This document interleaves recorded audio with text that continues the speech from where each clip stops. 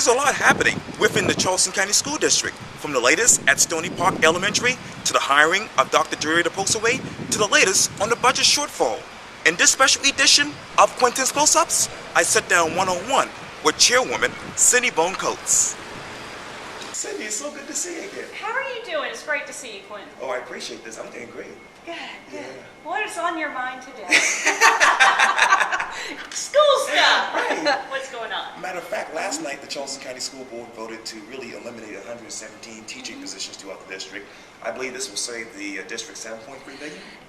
Roughly, yes. And it has me wondering, what got you guys from a budget shortfall last fall to what right now we have to cut teacher jobs? Okay, well, let's talk about this cut teacher job things. To be specific, today we have 1,962 teachers in our core content. Based on this new teacher schedule, when we open in August of next year, we'll need 1,897. We usually turn over around 400 teaching positions a year. People's spouses get relocated, teachers retire. We're talking 65 positions across the district, not people. If I only had 65 people retire and leave and I didn't have to hire a soul, it'd be the first time in history. Right. So good teachers are never out of demand. Okay. So the issue is twofold. Our budget that we're working off of now was approved in June of 2015. Okay. We're not talking about cutting money from this budget by not having teachers. We're talking about an expected revenue of $406 million next year. So our expenses need to be $406 million next year. That's why we're looking at this, because if we had our current class size teacher ratio, it would be $7 million more than this proposal. So that's what we're looking to do. How do we make sure that we provide an excellent education with a general operating fund revenue from the state of South Carolina of $406 million? And again, we'll need 1,897 teachers. This is core content. This is not Title I. This is not teacher aides for special assistant children. This is just one portion. We generally have about 3,500 teachers in the district. And you know, too, the teacher jobs cuts has really been a result, as I mentioned, of the budget shortfall last year. Right. And I'm wondering, can you walk me through what happens next? Sure. Very basically, we spent and are currently spending more money than we have. Okay. Our have is what we get from the state and from federal sources. We have a savings account just like everyone else. We're going to have to dip into that savings account. We've dipped into that savings account 7 out of the last 8 school years. We're out of savings. So if we don't make a budget for the 16-17 school year that is balanced, we don't have a savings account to go get money from. That's the next steps. Everything is on the table. This is one small piece of the puzzle.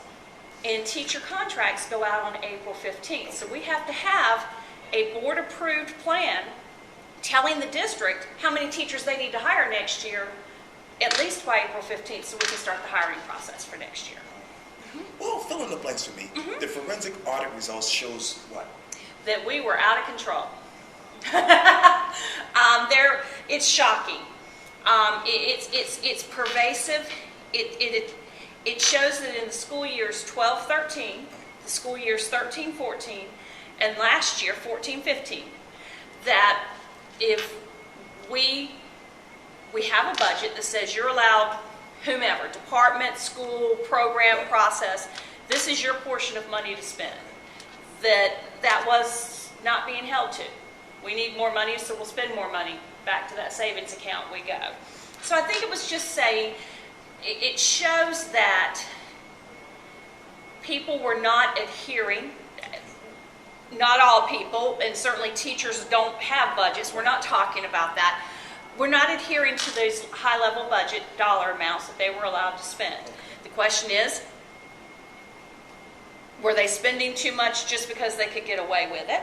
Or was the budget not reasonable to the needs that we're going to have to spend to take care of students? But it showed that we have to look at everything, and that you can't simply make a budget and say, go obey this budget, and never look at it again. The district has got to have a system that brings it back to the board that says, here's what the budget is, here's what we've done so far, and that has to happen multiple times throughout the year.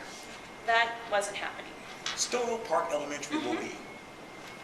Well, the issue with Stony Park is, like everything else, budget and money. Okay. So what we have decided as a board to do, and I believe this is what the board will vote on Monday night, is the question is, do we have enough sales tax revenue coming in to pay for the projects on the list, and that includes rebuilding Stony Park.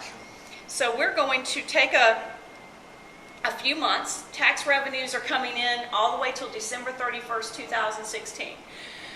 So we've decided at the committee last night at the workshop to say, let's wait until September or so and see what the actual tax revenues coming in are. And then we're going to decide how to proceed with a remodel, a refurbish, a rebuild. Whatever decision is made, it's going to be made based on the fact that if the money is there, then we're okay. In the meantime, Stony Park students are no longer in that building. So these kids are going to the St. Andrews campus. Stony Park at St. Andrews. We did Houston at Wando. We did North Charleston Creative Arts at the Berry campus. So they are no longer in that building. Students will never be in that building as it looks today, ever, ever again. So what that does is it allows us the freedom, if you will, certainly the emotional peace of mind to say they're in a good, safe, physical building environment. So now we can take our time and make an excellent decision that is going to be a 50-year decision. Okay. And that's where we are on Stony Park. Dr. Gerrita Postlewait is doing what? She's doing amazing. Yes. She is, can you imagine if your first year on the job, you faced everything we faced in the last 7 months and not run screaming from the building? I know, right? She's really doing a good job. Her people, our interim CFO, Valerie Harrison, our interim CAO, amazing people who have come to this district and said, we want it to be better. We want to make everything great, and they're extraordinary people. We're very lucky to have her, Dr. Postlewait, not only for her skills and for what she brings, and for her absolutely including the board in every conversation at every level, but also for being able to assemble a team of extremely good people. That's awesome. It is. You're lucky. Well, I know. And so are our students. Yes, indeed. Well, Cindy Bohn Coats, it's always good talking to you. It's great talking to you. Thank you, Quintin. I really appreciate this. No problem.